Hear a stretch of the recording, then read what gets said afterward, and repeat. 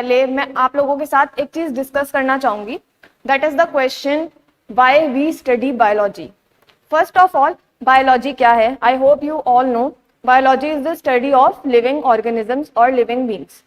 ठीक है, तो हमें पता है बायोलॉजी क्या है। इसके बाद हम बायोलॉजी पढ़ क्यों रहे हैं? हमने 10th तक पढ़ ली, बट हम इसकी और ज्यादा डिटेल्ड वर्जन क्यों पढ़ने जा रहे हैं 11th और 12th में? बिकॉज मतलब बायोलॉजी पढ़नी स्टार्ट क्यों करी होगी? पहले तो ये क्वेश्चन आई होप आप लोगों के मन में कभी ना कभी आया होगा। तो first of all due to curiosity, है ना। हम लोगों के मन में एक जिज्ञासा होती है, ह्यूमन नेचर है कि ह्यूमन नेचर में आता है जो हम लोग हैं काफी जिज्ञासा वाले हैं। मतलब हम लोगों के मन में बहुत ज्यादा क्यूरियोसिटी रहती है कि ये क्या हो रहा है, वो क्या हो रहा है, कैसे हो रहा है, क्यों हो रहा है ना। सब क्वेश्चन उठते हैं दिमाग में। जैसे एक एग्जाम्पल लें तो रिलेटिव्स और आस पड़ोस की जो आंटियां होती हैं वो भी कितना ज्यादा मतलब क्यूरियोसिटी नहीं रहती उन लोगों को कि तुम्हारी लाइफ में क्या चल रहा है। उसी तरह से उन लोगों को सब जानना होता है, जैसे तुम किसके साथ जा रहे हो, कहाँ खा रहे हो, क्या खा रहे हो, सब जानना है ना उन्हें। उसी तरह से ये क्यूरियोसिटी एक पॉजिटिव वे में भी होती है। हमें जैसे कभी चोट लगती है तो हमारे मन में क्वेश्चंस आते हैं, मतलब मेरे मन में कभी आया था, आपके मन में भी कभी आया हो।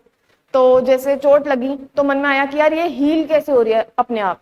मतलब मैं उस पर कोई मेडिसिन नहीं लगा रही, छोटी सी चोट होती है, हम उस पर कोई मेडिसिन नहीं लगाते, फिर भी वो ठीक हो जाती है। कैसे हो रही है ठीक, है ना। अगर हम उस पर ऑइंटमेंट लगा रहे हैं या कोई होम रेमेडी यूज कर रहे हैं तब वो मतलब और जल्दी फास्टर हील कर रही है। तो वो ऐसा क्यों शो कर रही है, इतनी फास्टर हीलिंग कैसे शो कर रही है? तो कुछ यही सब चीजें हैं जो बायो पढ़ने से हमें पता चलती हैं, है ना। तो एक तो हो गया क्यूरियोसिटी। दूसरी चीज, we want to exploit all the benefits from all the world. हम लोगों का थोड़ा सा सेल्फिश नेचर होता है ना। मतलब एक पूरा ह्यूमन का, सभी ह्यूमंस का एक थोड़ा सा सेल्फिश नेचर होता है। तो हम लोगों को लगता है कि इससे भी फायदा मिल जाए, उससे भी फायदा मिल जाए, है ना। मतलब अपना फायदा तो हर कोई चाहता ही है ना। Hello everyone, I Ashima Solanki welcome you all in Shivalik classes. I hope you all are ready to start your preparation for NEET 2024। और आप लोगों के साथ हम भी एकदम तैयार हैं to help you and guide you in your preparation to your path of success. Okay, तो let's get started. हम आज स्टार्ट करने जा रहे हैं 11th का first chapter the living world. But उससे पहले मैं आप लोगों के साथ एक चीज डिस्कस करना चाहूंगी, that is the question why we study biology. First of all, biology क्या है? I hope you all know biology is the study of living organisms और लिविंग बींग्स। ठीक है, तो हमें पता है बायोलॉजी क्या है। इसके बाद हम बायोलॉजी पढ़ क्यों रहे हैं? हमने 10th तक पढ़ ली, बट हम इसकी और ज्यादा डिटेल्ड वर्जन क्यों पढ़ने जा रहे हैं 11th और 12th में? बिकॉज मतलब बायोलॉजी पढ़नी स्टार्ट क्यों करी होगी? पहले तो ये क्वेश्चन आई होप आप लोगों के मन में कभी ना कभी आया होगा। तो first of all due to curiosity, है ना। हम लोगों के मन में एक जिज्ञासा होती है, ह्यूमन नेचर है कि ह्यूमन नेचर में आता है जो हम लोग हैं काफी जिज्ञासा वाले हैं। मतलब हम लोगों के मन में बहुत ज्यादा क्यूरियोसिटी रहती है कि ये क्या हो रहा है, वो क्या हो रहा है, कैसे हो रहा है, क्यों हो रहा है ना। सब क्वेश्चन उठते हैं दिमाग में। जैसे एक एग्जाम्पल लें तो रिलेटिव्स और आस पड़ोस की जो आंटियां होती हैं वो भी कितना ज्यादा मतलब क्यूरियोसिटी नहीं रहती उन लोगों को कि तुम्हारी लाइफ में क्या चल रहा है। उसी तरह से उन लोगों को सब जानना होता है, जैसे तुम किसके साथ जा रहे हो, कहाँ खा रहे हो, क्या खा रहे हो, सब जानना है ना उन्हें। उसी तरह से ये क्यूरियोसिटी एक पॉजिटिव वे में भी होती है। हमें जैसे कभी चोट लगती है तो हमारे मन में क्वेश्चंस आते हैं, मतलब मेरे मन में कभी आया था, आपके मन में भी कभी आया हो। तो जैसे चोट लगी तो मन में आया कि यार ये हील कैसे हो रही है अपने आप। मतलब मैं उस पर कोई मेडिसिन नहीं लगा रही, छोटी सी चोट होती है, हम उस पर कोई मेडिसिन नहीं लगाते, फिर भी वो ठीक हो जाती है। कैसे हो रही है ठीक, है ना। अगर हम उस पर ऑइंटमेंट लगा रहे हैं या कोई होम रेमेडी यूज कर रहे हैं तब वो और मतलब और जल्दी फास्टर हील कर रही है। तो वो ऐसा क्यों शो कर रही है, इतनी फास्टर हीलिंग कैसे शो कर रही है? तो कुछ यही सब चीजें हैं जो बायो पढ़ने से हमें पता चलती हैं, है ना। तो एक तो हो गया क्यूरियोसिटी। दूसरी चीज, we want to exploit all the benefits from all the world. हम लोगों का थोड़ा सा सेल्फिश नेचर होता है ना। मतलब एक पूरा ह्यूमन का, सभी ह्यूमंस का एक थोड़ा सा सेल्फिश नेचर होता है। तो हम लोगों को लगता है कि इससे भी फायदा मिल जाए, उससे भी फायदा मिल जाए, है ना। मतलब अपना फायदा तो हर कोई चाहता ही है ना। तो उसी तरह से जब हम लोगों को लगा कि यार प्लांट्स हमें बेनिफिट दे रहे हैं, कि हमें खाना दे रहे हैं, एनिमल्स दे रहे हैं कोई ना कोई चीज हमें, तो उन चीजों के बारे में जानना भी जरूरी है। क्यों जानना जरूरी है? जैसे एक एग्जांपल लेते हैं प्लांट्स का, तो हमें पता है प्लांट्स हमें खाना दे रहे हैं, प्राइमरी प्रोड्यूसर्स हैं, बट उन प्लांट्स में से कुछ स्पेसिफिक प्लांट्स कुछ स्पेसिफिक न्यूट्रिएंट ज्यादा देते हैं, ज्यादा प्रोवाइड करते हैं। जैसे कि जब हमारे अंदर आयरन डेफिशिएंसी होती है तो हमें पता होता है कि हमें स्पिनच खानी है, पालक खानी है ना, ग्रीन वेजिटेबल्स खानी है। उसी तरह से कुछ प्लांट्स ऐसे हैं जो बेनिफिट की जगह टॉक्सिक इफेक्ट दे देते हैं, है ना, जहरीले होते हैं, अगर उनको खाते हैं तो और नुकसान। उसी तरह से कुछ प्लांट्स ऐसे होते हैं कांटे वाले कि छुओ तो भी बिल्कुल काम खराब हो जाता है हम लोगों का। तो इसी तरह से ये चीजें जानने के लिए बायोलॉजी पढ़नी जरूरी है।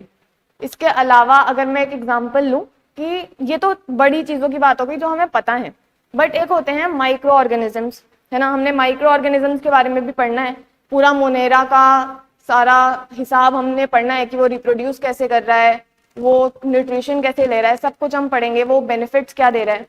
तो मेन चीज ये है कि हम उनको भी इसलिए पढ़ते हैं क्योंकि वो भी हमारे बेनिफिट्स के लिए यूज हो सकते हैं और होते हैं। जैसे कि हम कर्ड देखते हैं, दही, दही किससे बन रही है, कौन बना रहा है, हमारे लैक्टोबैसिलाई बना रहे हैं, हमारे बैक्टीरिया बना रहे हैं, है ना, तो वो फायदा दे रहे हैं। जो बेकरी के आइटम्स हैं वो कौन दे रहे हैं, बैक्टीरियाज दे रहे हैं, माइक्रो ऑर्गेनिजम्स दे रहे हैं।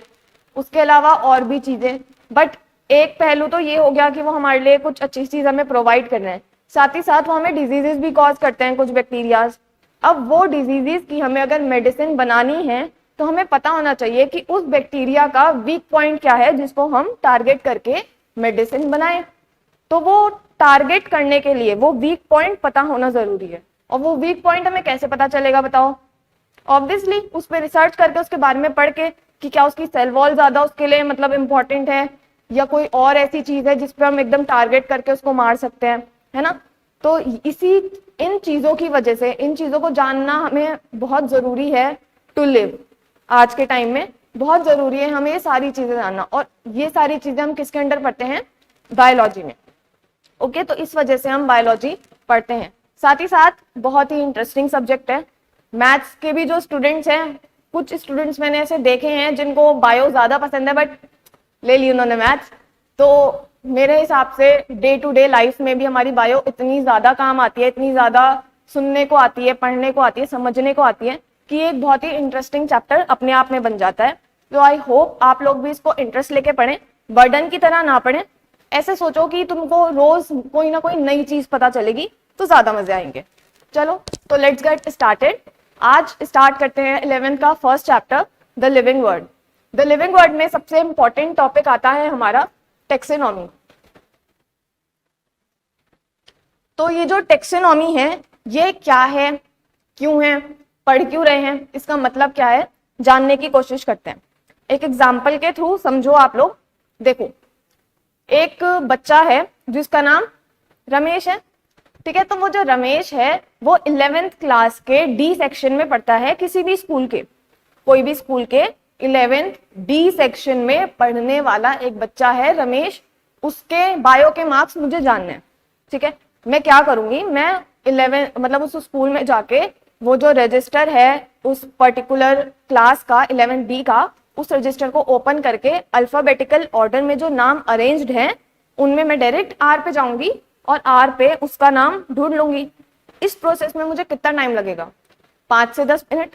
बहुत ज्यादा बच्चे होंगे तो आधा घंटा मान लो, इससे ज्यादा नहीं लगेगा, राइट।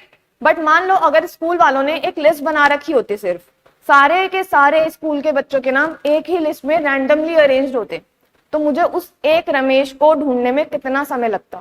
पहले तो कितने रमेश मिल जाते हैं एक स्कूल में, ठीक है। उस स्कूल में जितने भी वो मिलते, मतलब इतनी लंबी लिस्ट में पहले मैं वो 10 रमेश ढूंढती, उन 10 में से भी फिर मुझे जानने में कितना टाइम लगता कि मतलब जिसके मुझे मार्क्स पता करने हैं, जो 11th डी में पढ़ता है वो कौन सा है ना।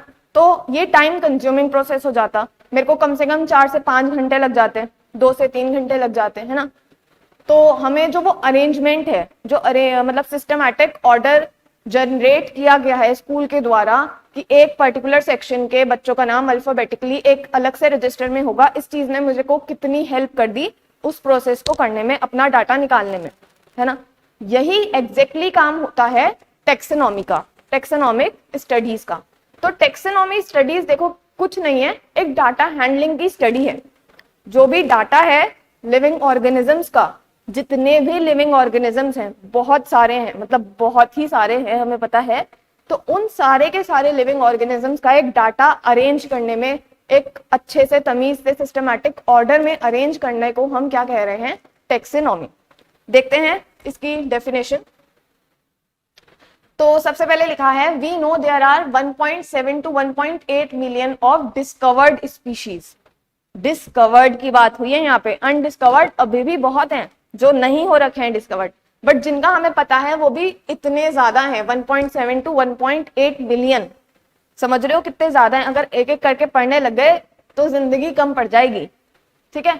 Then organisation is important to know about them. Obviously अगर तुम खुद ही देखो, अगर तुमको कोई बुक, तुम लाइब्रेरी में गए, तुम्हें एक बुक पढ़नी है, तुम्हें एक पर्टिकुलर बुक पढ़नी थी, तुम लाइब्रेरी में गए, तुमको वो आसानी से मिल जाएगी, क्योंकि वहां पर पता होता है ना, सेक्शन होते हैं कि ये फिक्शन का सेक्शन है, ये नॉन फिक्शन का है ना, ये लिटरेचर है, किस तरह का लिटरेचर है, सब पता होता है। उस हिसाब से तुम उस रो में जाकर वो बुक ले लोगे, आधा घंटा लग जाएगा मैक्सिमम, अगर बहुत ज्यादा बुक्स भी हुई तो। बट अगर वो रैंडमली कहीं पर भी रखी होती, तुम छानते रह जाते पर वो बुक नहीं मिलती तुम्हें पूरे दिन, है ना। तो organisation is very important day to day life में भी, जैसे हमें पता है कि ऑर्गेनाइजेशन बहुत इंपॉर्टेंट होता है, टेक्सोनॉमी में भी सबसे ज्यादा इंपॉर्टेंट क्या है हमारा, ऑर्गेनाइजेशन। तो अब इसकी डेफिनेशन देखते हैं। The process of identification, nomenclature and classification of all these organisms is called taxonomy. एक एक वर्ड को समझते हुए चलेंगे हम। तो identification, process of identification, identification मतलब किसी चीज के कैरेक्टर्स को जानना, पहचानना, है ना। तो अगर मान लो हमें कोई नई स्पीशीज मिलती है, सबसे पहले हम क्या करेंगे, उसके कैरेक्टर्स को देखेंगे, उसको देखेंगे कि वो किसकी तरह दिख रहा है, किसकी तरह नहीं दिख रहा है। सबसे पहले तो यही दिमाग में आती है ना चीजें, ठीक है। उसके बाद नोमेनक्लेचर, अगर उसका कोई नाम नहीं है अब तक, अगर नई स्पीशीज है तो ऑब्वियसली उसका कोई नाम नहीं दिया गया होगा अब तक, तो उस नई स्पीशीज को हम एक नाम देंगे। उसके बाद एंड क्लासिफिकेशन, क्लासिफिकेशन का मतलब होता है एक ग्रुप में उसको जगह देना, कोई भी ग्रुप में उसको जगह देना, पर ऐसे नहीं कि किसी भी रैंडमली जगह पे उसको बिठा देंगे, नहीं, हम उसको उसके हिसाब से, उसकी सिमिलर कैरेक्टर्स और डिससिमिलर कैरेक्टर्स के हिसाब से उसको एक ग्रुप में जगह देंगे, ठीक है। इसी पूरे के पूरे प्रोसेस को, किसी ऑर्गेनिज्म को आइडेंटिफाई, जानने को, उसके बाद उसका नामकरण करना और उसके बाद उसको एक ग्रुप में बैठा देना। मतलब इस तरह से समझ लो, कोई बच्चा है, सबसे पहले अगर वो एडमिशन के लिए आएगा तो हम देखेंगे कि वो कहाँ पर एग्जिस्ट कर रहा है, मतलब उसका नॉलेज का लेवल क्या है ना, आइडेंटिफिकेशन हो गई। फिर उसका जो नाम होता है हम उसको पूरा प्रॉपर लिखते हैं, बच्चों का नाम दिया हुआ होता है बट समझ लो यार, ठीक है। तो हम उसको नोमेनक्लेचर वाला, ठीक है, नाम देंगे, रजिस्टर में उसका नाम नोट करेंगे। उसके बाद हम उसको क्लासीफाई करेंगे, मतलब हम उसको एक पर्टिकुलर क्लास में एडमिशन देंगे कि ये 11th का बच्चा है, मतलब इसकी नॉलेज जो है 11th के हिसाब से बढ़िया है, तो इसको 11 में बैठा दो। यही होता है, ठीक है। आई होप आप लोगों को थोड़ा सा प्रोसेस आ गया होगा, I mean, पूरा प्रोसेस आ गया होगा समझ में, है ना। तो अगर कोई भी डाउट है guys, please comment, I will make sure to clear your doubt. Okay, next चलते हैं, देखते हैं कुछ हिस्ट्रीज के बारे में। तो जो टेक्सोनॉमी टर्म थी ये दी थी एपीडे कैंडल ने, कैंडल सर ने ये जो टेक्सोनॉमी टर्म है ये दी थी, ठीक है। बट फादर ऑफ टेक्सोनॉमी कहा जाता है कैरलस लीनियस को। कैरलस लीनियस को फादर ऑफ टेक्सोनॉमी इसलिए कहा जा रहा है क्योंकि इन्होंने टेक्सोनॉमी के अंदर बहुत सारी बेसिक चीजें, बहुत सारी इंपॉर्टेंट चीजें हमें दी थी, जैसे कि नाम किस तरह से रखना है, क्या उसके रूल्स वगैरह होने चाहिए, मतलब एक पूरा प्रोसेस वो बताया था, ठीक है। उसके अलावा टेक्सोनॉमी के जो टाइप्स हैं वो दिए थे। सबसे पहले टेक्सोनॉमी की स्टडी की शुरुआत भी इन्होंने ही की थी, ठीक है। बहुत इंपॉर्टेंट बेसिक चीजें इन्होंने हमें प्रोवाइड करी थी, that's why he is the father of taxonomy. उसके बाद प्रोसेस ऑफ टेक्सोनॉमी, इस टेक्सोनॉमी के अंदर क्या क्या प्रोसेस आ रहे हैं ये देखते हैं। First is characterisation, second is identification, third is nomenclature and fourth is classification. इनके बारे में जानते हैं गाइस। तो देखो, फर्स्ट है हमारा कैरेक्टराइजेशन, किसी भी चीज के कैरेक्टर्स को पहचानना और लिखना कैरेक्टराइजेशन के अंदर आएगा।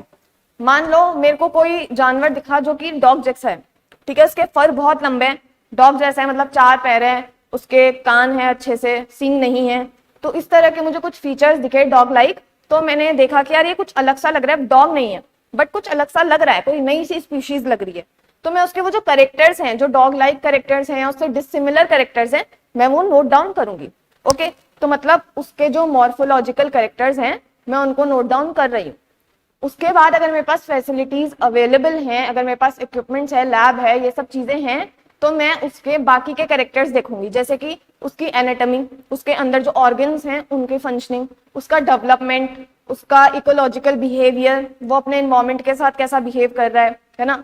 उसके बाद जितनी भी चीज होती है, उसकी फाइलोजेनी, सारी चीजें मैं उसकी कैरेक्टर्स जितने भी हैं वो सारे के सारे नोट डाउन करूंगी, पता लगाऊंगी। ठीक है, उसके बाद सेकंड है आइडेंटिफिकेशन। अच्छा, कैरेक्टराइजेशन और आइडेंटिफिकेशन में कंफ्यूजन हो सकता है, अभी समझते हैं इस चीज को बढ़िया से। देखो, कैरेक्टराइजेशन तो हम कैरेक्टर्स को नोट डाउन कर रहे हैं, पहचान रहे हैं।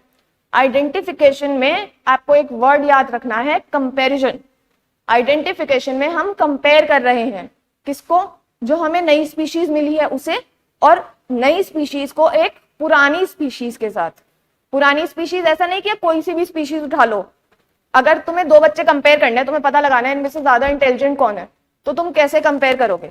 तुम दो सेम क्लास के बच्चों को बैठाओगे ना, या ऐसे कंपेयर करने लग जाओगे कि 9th क्लास के बच्चे को 5th क्लास के साथ बिठा दोगे? नहीं ना। तो कंपैरिजन जो होगा थोड़े से सिमिलर जिनके कैरेक्टर्स होंगे उनके साथ होगा। तो आइडेंटिफिकेशन में हम एग्जिस्टिंग स्पीशीज के साथ जो नई स्पीशीज है उसका कंपैरिजन करते हैं। ठीक है, उससे पता लगाते हैं कि क्या चीजें नई है इस स्पीशीज में, उसको आइडेंटिफाई करते हैं। एक बार देखते हैं, correct description of organism by comparison with existing specimen. Specimen से मतलब यहाँ हमारा स्पीशीज से ही है। ओके, जो नई चीज है उसको पुरानी चीज के साथ हम कंपेयर कर रहे हैं। थर्ड आता है nomenclature. Nomenclature is standardisation of names. तो स्टैंडर्डाइजेशन ऑफ नेम्स मतलब हम उसका कोई एक ऐसा पर्टिकुलर नाम रखने वाले हैं रूल्स और प्रिंसिपल्स के हिसाब से। जो रूल्स दिए गए हैं उनके हिसाब से हम कुछ ऐसा नाम रखेंगे जो कि पूरा यूनिवर्स एक्सेप्ट करे। ठीक है, मतलब यूनिवर्सली एक्सेप्टेबल हो, कुछ इस तरह का नाम हम रखेंगे। ऐसे नहीं अपने मन से कुछ भी नाम रख देंगे, बट एक प्रॉपर नाम रखा जाएगा। उस पूरे नाम रखने की जितनी भी प्रोसेस है, रूल्स हैं, वो हम 10 मिनट बाद अभी देखते हैं। Okay, then last is classification, that is grouping of organisms. Classification में हम देखेंगे कि सिमिलर कैरेक्टरिस्टिक्स और डिसिमिलर कितना है, कौन सा जो हमें नया स्पीशीज मिला है वो किसके साथ ज्यादा सिमिलरिटी बिठा रहा है, उस हिसाब से हम उसको एक पर्टिकुलर फैमिली के अंदर, ग्रुप के अंदर, ऑर्डर के अंदर अरेंजमेंट देंगे। ओके, नेक्स्ट स्लाइड पे चलते हैं। तो अब हमें देखना है टाइप्स ऑफ टेक्सोनॉमी। टाइप्स सोच रहे होगे आप कैसे? बहुत इजी है। देखो, सबसे पहले तो क्लासिकल, नाम से समझना है, एकदम नाम पर जाना है। देखो, हम क्लासिकल वर्ड किसके लिए यूज करते हैं? पुरानी चीजों के लिए। क्लासिकल डांस है ना, जैसे हम बोलते हैं कथक वगैरह को, जो पुराना एक डांस फॉर्म है हमारा। तो क्लासिकल टेक्सोनॉमी मतलब जो पुरानी टेक्सोनॉमी थी, जो एकदम स्टार्टिंग से आई थी। क्लासिकल टेक्सोनॉमी तब आई थी जब हमारे पास ज्यादा टेक्निक्स नहीं थी, ज्यादा फैसिलिटीज नहीं थी, उतनी ज्यादा डेवलप्ड टेक्निक नहीं थी। ठीक है, तो हम सिर्फ क्या करते थे, कैरेक्टर्स जो हम कैरेक्टराइजेशन करते थे उसमें हम सिर्फ और सिर्फ मॉर्फोलॉजिकल कैरेक्टर्स को देखते थे। तो classical taxonomy is the study based on only morphological characters. ठीक है, सिर्फ और सिर्फ मॉर्फोलॉजिकल कैरेक्टर्स को हम देखेंगे। Then second is modern taxonomy. नाम पर जाना है एकदम, जैसा नाम वैसा काम। ठीक है, मॉडर्न मतलब नया तरीके का। हमारे पास सारी फैसिलिटीज हैं, सारी तकनीकें हैं, सब कुछ एकदम परफेक्ट है हमारे लिए। ठीक है, तो उसमें जो स्टडी होगी वो बेस कर मतलब किस पे क्या कैरेक्टर्स देखेंगे हम। इस टाइम हम देखेंगे cell structure, anatomy, ecology, developmental process और इसके अलावा और भी चीजें। तो जितनी चीजें हम एक ऑर्गेनिज्म के बारे में जान सकते हैं वो सारी चीजें हम जानने की कोशिश करेंगे। ठीक है, इसको हम कह रहे हैं modern taxonomy. Okay, then next term है सिस्टमैटिक्स। ये काफी इंपॉर्टेंट टर्म है। सिस्टमैटिक्स देखो एक टेक्सोनॉमी का टाइप ही समझ लो, इसको एक एक्सपेंशन है टेक्सोनॉमी का। ओके, टेक्सोनॉमिक स्टडीज का एक एक्सपेंशन है। सिस्टमैटिक्स जो वर्ड है वो एक लैटिन वर्ड सिस्टमा से आया है, जिसका मतलब होता है सिस्टमिक अरेंजमेंट। और ये जो स्टडीज थी सिस्टमैटिक्स की, ये दी थी कार्लस लिनियस ने। ओके, तो सिस्टमैटिक्स क्या होता है? देखो, मॉडर्न टेक्सोनॉमी में हम ये सारी चीजें पढ़ रहे थे सिर्फ और सिर्फ एक ऑर्गेनिज्म की, जो स्पीशीज मिली है सिर्फ और सिर्फ उसकी सेल स्ट्रक्चर, उसकी एनाटॉमी, उसकी इकोलॉजी, उसका डेवलपमेंटल प्रोसेस देख रहे थे। अब इस स्पीशीज का जो बाकी के ऑर्गेनिजम्स हैं उनके साथ क्या रिलेशनशिप है, हम ये देखेंगे। मतलब हम उसके एंसेस्टर्स पे, उसके पास्ट में जाएंगे कि भाई उसके जो एंसेस्टर्स थे उन्होंने किस तरह से इवोल्यूशन करके ये जो स्पीशीज है इसको बनाया। ठीक है, तो देखते हैं। This study deals with diversity, taxonomy and evolutionary relationship. इसमें जो एक तुम्हें मेन याद रखना है कि ये जो स्टडी है, ये जो सिस्टमैटिक्स है, ये और कुछ नहीं but taxonomy plus evolutionary relationship की स्टडी है अमंग ऑर्गेनिजम्स। और जो इवोल्यूशनरी रिलेशनशिप की स्टडी होती है, in which we study evolutionary relationship among animals, is called phylogeny. इस स्टडी को फाइलोजेनी बोला जाता है। मतलब सिर्फ अगर इवोल्यूशनरी रिलेशनशिप हम देख रहे हैं तो हम उसको फाइलोजेनी कहेंगे, और अगर हम उसको टेक्सोनॉमी और फाइलोजेनी के साथ, मतलब दोनों को एक साथ देख रहे हैं, तो हम उसको कहेंगे सिस्टमैटिक्स। ओके, इसी के साथ एक और नई टर्म आ जाती है हमारे पास, नियो सिस्टमैटिक्स। नियो मतलब न्यू, नियो का मतलब है न्यू सिस्टमैटिक्स, या फिर इसको बोल सकते हैं बायोसिस्टमैटिक्स। और ये दी थी जूलियन हक्सली ने, इन सर ने दी थी, ये इन साइंटिस्ट ने दी थी। इन्होंने क्या बोला कि अब जो स्पीशीज है, देखो अभी तक हम स्पीशीज स्पीशीज जो वर्ड बोल रहे हैं, आगे और क्लियरिटी होगी, बट अभी इतना समझ लो, जो ऑर्गेनिजम्स आपस में रिप्रोडक्शन शो कर सकते हैं हम उनको एक स्पीशीज के अंदर रखते हैं। ठीक है, तो वो जो स्पीशीज है ना, वो हमारा एकदम बेसिक मतलब लेवल है। ठीक है, टेक्सोनॉमी का, क्लासिफिकेशन का एकदम बेसिक लेवल जो है वो है हमारा स्पीशीज। बट जूलियन हक्सली ने कहा कि स्पीशीज के नीचे भी और यूनिट्स आने लगी हैं, मतलब कि स्पीशीज की भी सब स्पीशीज बनने लगी हैं, मिलने लगी हैं, स्पीशीज की वैरायटीज मिलने लगी हैं, पॉपुलेशन है स्पीशीज की पर्टिकुलर। तो अब हमें एक नई स्टडी की जरूरत है, जिसको उन्होंने नाम दे दिया क्या, नियो सिस्टमैटिक्स। इसमें बस जूलियन हक्सली ने बताया कि ये स्टडी है विद बेसिक यूनिट, सब स्पीशीज और पॉपुलेशन, और एक और टर्म है वैरायटी। अब बेसिक यूनिट जो है वो स्पीशीज से चेंज होकर हो चुकी है सब स्पीशीज, पॉपुलेशन या फिर वैरायटी। ओके, चलो, तो आई होप ये सब समझ में आया होगा आपको अच्छे से। अब इसके बाद हमें एक प्रोसेस देखना है जो कि है नोमेनक्लेचर। देखो एक बार पहले स्लाइड पे आते हैं। टेक्सोनॉमी की प्रोसेस में ये 4 स्टेप्स थे, हम डायरेक्ट आए हैं नोमेनक्लेचर पे, ऐसा क्यों? देखो कैरेक्टर्स, जो कैरेक्टर्स हैं और जो आइडेंटिफिकेशन है या आइडेंटिफाई कर रहे हैं ऑर्गेनिज्म को वो हम क्लासिफिकेशन में पढ़ लेते हैं। जब हम किसी चीज को क्लासिफाई करेंगे तो हम ये दोनों चीजें भी साथ साथ देखते चलेंगे। ठीक है, और क्लासिफिकेशन अभी हमें अच्छे से पढ़ना है, तो हम डायरेक्ट अभी आते हैं नोमेनक्लेचर पे। ओके, तो नोमेनक्लेचर पढ़ते हैं। नोमेनक्लेचर सबसे पहले क्या है, किसी का नामकरण, नाम देना। ठीक है, तो जो एक्सेप्टेड सिस्टम है, एक पर्टिकुलर रूल्स बनाए गए हैं नाम देने के लिए, वो जो पर्टिकुलर रूल्स हैं उनको हमने बोला है, मतलब एक रूल्स का स्पेसिफिक कि इस तरह से नाम दिया जाएगा, वो सिस्टम का नाम है हमारा बायनॉमियल नोमेनक्लेचर। और ये दिया था हमारे प्यारे साइंटिस्ट कार्लिस लिनियस ने। ठीक है, इन्होंने सबसे पहले जो नोमेनक्लेचर बताया था, बायनॉमियल नोमेनक्लेचर बताया था, वो बताया था फिलोसफिका बॉटैनिका में। इन्होंने एक बुक लिखी थी, उसमें इन्होंने इस चीज का मेंशन किया था। देखते हैं बायनॉमियल नोमेनक्लेचर क्या होता है। देखो जैसे तुम्हारा और मेरा नाम है, पहला तो हमारा प्रॉपर नाम, उसके बाद हम लगाते हैं अपनी कास्ट, तो 2 नाम हो गए ना।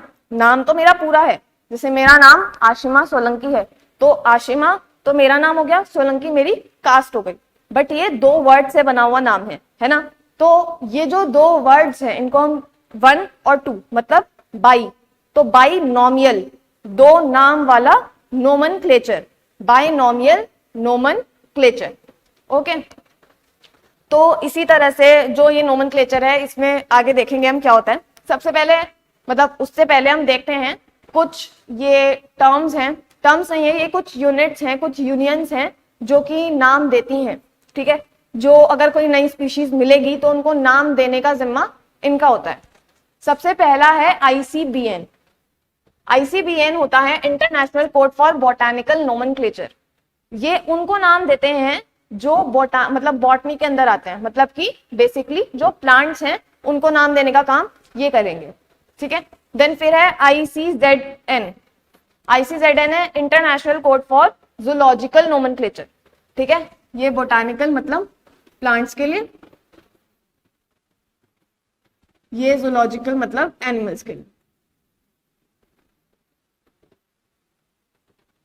Then ICNCP international code of nomenclature for cultivated plants, मतलब जो एग्रीकल्चर प्लांट्स हम बायोटेक्नोलॉजी के थ्रू बना रहे हैं, ठीक है, हम जो कल्टीवेट कर रहे हैं, जो बना रहे हैं, उनको नाम देने का जिम्मा है इन लोगों का, ठीक है। देन ICNB, ये नाम देंगे बैक्टीरिया को, international code of nomenclature of bacteria.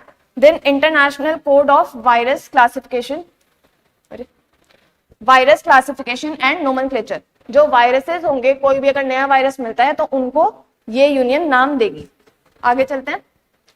देखो अब हमें पढ़ने हैं rules of nomenclature, universal rules. Universal मतलब पूरी दुनिया में ये नाम एक्सेप्टेड होगा, ठीक है।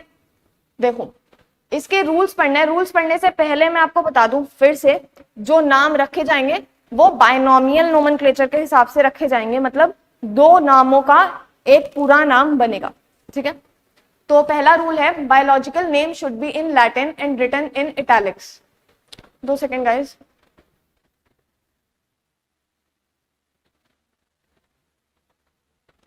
जी, तो biological name should be written in Latin and in italics. Italics is calligraphy, समझ लो कैलीग्राफी, जो टेढ़ी ऐसे करके लिखते हैं हम लोग, ठीक है, कुछ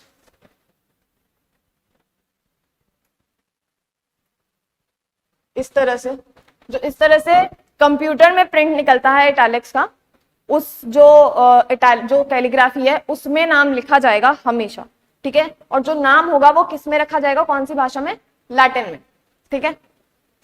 इसका एग्जाम्पल है मेंजीफेरा इंडिका, ठीक है, ये इटैलिक्स में लिखा गया है, बाइनोमियल है, मेंजीफेरा और इंडिका अलग, ठीक है। नेक्स्ट रूल देखते हैं। फर्स्ट वर्ड रिप्रेजेंट्स जीनस, पहला वर्ड जो होगा वो होगा जीनस, ठीक है। जो दूसरा वर्ड होगा वो होगा स्पेसिफिक एपिथेट। इसे समझते हैं। जो पहला वर्ड है, एग्जाम्पल के तौर पे अगर हम यही ले, जो पहला वर्ड है that is Mangifera, Mangifera indica is mango,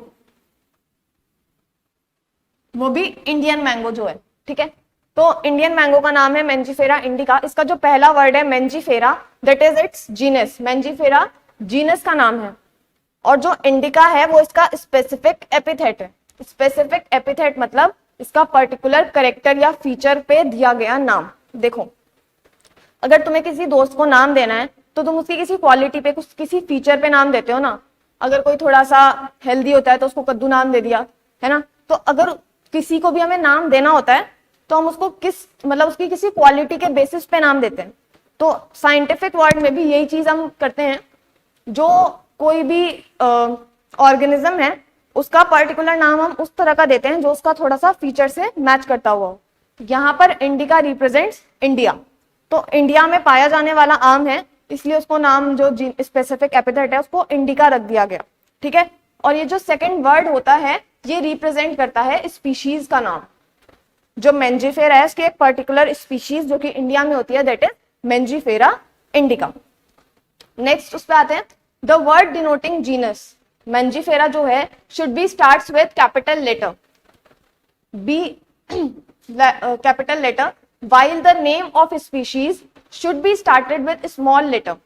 Example for potato, potato का जो साइंटिफिक नाम है बाइनोमियल नोमेनक्लेचर है दैट इज सोलैनम ट्यूबरोसम। तो सोलैनम इज जीनस एंड सोलेनेसम इज स्पीशीज,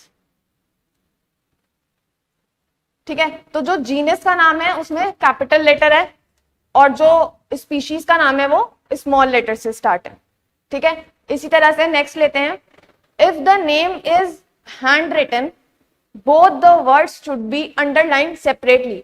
अगर देखो मैं मेंजीफेरा इंडिका का एग्जांपल लूं, ये मैं हाथ से लिख रही हूं ना, तो मेंजीफेरा इंडिका। अगर ये हैंड रिटन है तो मैं इसको सेपरेटली अंडरलाइन करूंगी, दैट इज इस तरह से, ठीक है। एक और एग्जांपल लेती हूं मैं, सोलानम है,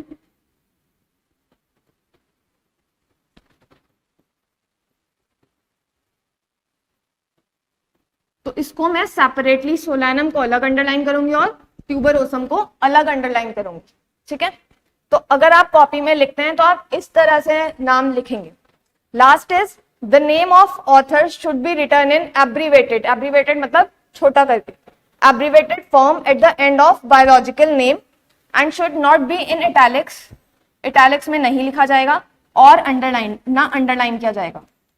लास्ट में अगर साइंटिफिक जो साइंटिस्ट है जिन्होंने वो नोमेनक्लेचर किया है उनका नाम अगर हम दे रहे हैं तो ना ही उसे अंडरलाइन करेंगे ना ही उसको इटैलिक्स में करेंगे, बट उसका जो कैपिटल लेटर है, नाम का जो कैपिटल नाम का जो फर्स्ट लेटर है उसको हम कैपिटल रखेंगे। एग्जाम्पल के तौर पे मेंजीफेरा इंडिका, जो ये नाम था ये लिनियस ने दिया था, तो उनके लिनियस के नाम को शॉर्ट कर दिया है लिन। लिन हमने इटैलिक्स में नहीं लिखा है ना ही अंडरलाइन किया है, नॉर्मली लिन लिखा है with capital letter N. Okay okay guys, let's move to next slide. अब हमें कुछ एग्जांपल्स देखते हैं।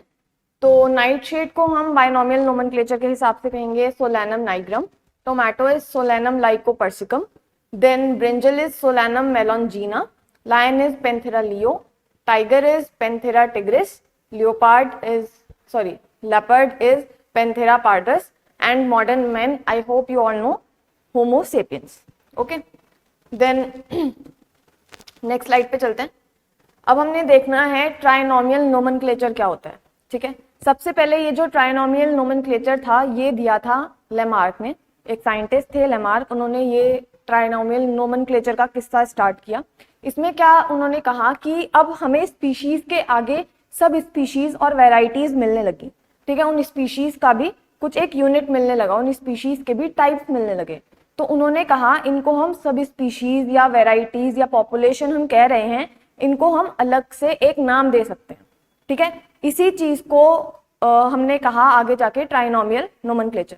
तो इसमें क्या है, गिवन बाय लेमार्क, नेम में बिकम ट्राइनोमियल और 3 word name if species are divisible, अगर स्पीशीज आगे डिविजिबल हैं इनटू स्मॉलर यूनिट्स, ठीक है। और ये स्मॉलर यूनिट्स हमने पहले भी कहाँ देखी है, नियो या फिर बायो सिस्टमैटिक्स में, राइट, जो जूलियन हक्सली ने दिया था। उन्होंने बताई थी कि ये जो स्पीशीज है उसकी और प्रॉपर सब यूनिट हो सकती है, स्मॉलर यूनिट हो सकती है, ठीक है। तो लेमार्क ने उस हिसाब से नोमेनक्लेचर को आगे एक्सपेंड कर दिया था, ठीक है। तो divisible into smaller units called सब स्पीशीज और वेराइटीज, वेराइटीज के अलावा देन पॉपुलेशन भी हो सकता है गाइस, पॉपुलेशन, ओके। तो इसके एग्जाम्पल देखते हैं। इसके एग्जाम्पल में है होमो सेपियंस यूरोपियस, वो होमो सेपियंस मतलब वो मॉडर्न ह्यूमंस जो यूरोप में रहने वाले हैं, मतलब ये एक पर्टिकुलर पॉपुलेशन का नाम दिया गया है, ठीक है। तो Homo sapiens europaeus. Then Corvus splendens splendens, that is for crow. ये जो हमारे नॉर्मल क्रो होते हैं, होम क्रो जिसे कहा जाता है, उनका नाम है कॉर्वस स्प्लेंडेंस स्प्लेंडेंस, ठीक है। तो genus, species and then subspecies. Then Acacia nilotica var indica, Acacia nilotica var indica is for Indian babul. तो Acacia is again genus, nilotica is species and indica is subspecies, okay. तो I hope आपको trinomial nomenclature बहुत easy सा topic है, समझ में आ गया होगा। नेक्स्ट चलते हैं। अब हमें कुछ टर्म्स देखने हैं नोमेनक्लेचर से रिलेटेड, ठीक है, नीट के व्यू से काफी इंपॉर्टेंट है, तो इन टर्म्स को देखते हैं। सबसे पहला टर्म है हमारे पास autonyms. Autonyms are scientific names in which species and subspecies, ये चीज याद रखनी है, जिसमें स्पीशीज और सब स्पीशीज का नाम सेम होगा, ठीक है, आर सेम। सब स्पीशीज और स्पीशीज का जो नाम है वो सेम है, और ये जो नाम होते हैं ये बॉटनी और जूलॉजी में वैलिड है, मतलब ये प्रॉपर साइंटिफिक नेम है। एग्जाम्पल देखते हैं, जैसे अभी हमने पहले देखा अकेसिया नेलोटिका वार नेलोटिका या फिर अभी हमने जो पहले देखा था वो हमने बबूल का देखा था, इंडियन बबूल, तो यहाँ पर हमने इंडिका देखा था, ठीक है, वो अलग था। देन अकेसिया नेलोटिका वार नेलोटिका, ये गम अरेबिक ट्री है, तो इसमें ये जीनस है, ये स्पीशीज एंड ये सब स्पीशीज। तो आप देख रहे होंगे कि स्पीशीज और सब स्पीशीज का जो नाम है दैट इज सेम, नेलोटिका सेम है। इसी की तरह हमने अभी पीछे एग्जांपल देखा था कॉर्वस स्प्लेंडेंस स्प्लेंडेंस, जो हमने देखा था क्रो का नाम है, तो Corvus is genus, splendens species, और स्प्लेंडेंस ही क्या है इसकी सब स्पीशीज, ठीक है। नेक्स्ट देखते हैं हम टॉटोनिम्स। टॉटोनिम्स वो साइंटिफिक नेम है जिसमें जीनस और स्पीशीज का जो नाम होगा वो सेम होगा, पर ये जो नाम है ये बॉटनी में वैलिड नहीं है, not valid in botany, but zoology में ये वैलिड है, ठीक है, वैलिड इन जूलॉजी। तो इसका एग्जांपल है Rattus Rattus, that is for rat. देख रहे हैं हम यहाँ जीनस है रैटस और स्पीशीज का नाम भी रैटस। देन नाजा नाजा, नाजा नाजा इज फॉर किंग कोबरा, सबको गाना याद हो गया होगा, तो ये जीनस है और ये स्पीशीज है, ठीक है। एक बहुत ही इंटरेस्टिंग सा नाम है बायनोमियल सॉरी ट्राइनोमियल नोमेनक्लेचर है गोरिल्ला का, that is gorilla gorilla gorilla. तीनों वर्ड्स सेम है, स्पीशीज भी, सब स्पीशीज भी, एज वेल एज जीनस भी, ठीक है। तो ये गोरिल्ला जो है ये जीनस रिप्रेजेंट कर रहा है, ये स्पीशीज और ये सब स्पीशीज, ठीक है।